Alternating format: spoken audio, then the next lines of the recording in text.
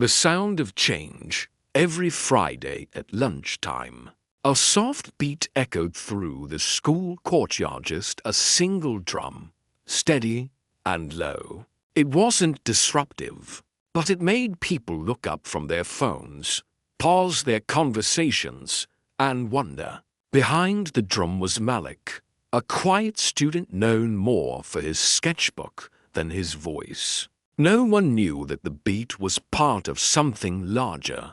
Frustrated by the rising pollution in his neighborhood and the lack of response from local leaders, Malik had started a youth collective. They called themselves Resonance, a name chosen to reflect their belief that even quiet voices, when joined together, could shift something powerful.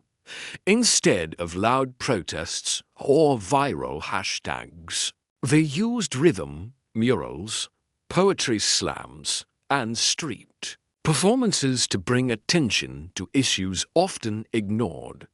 Waste in the river, broken sidewalks, trees cut without warning.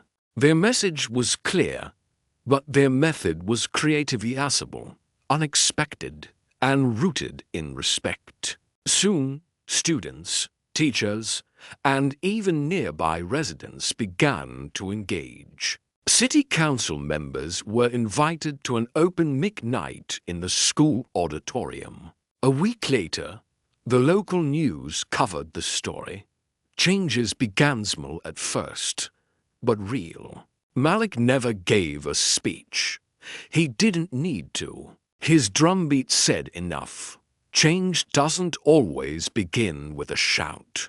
Sometimes it starts with someone daring to be heard in their own way.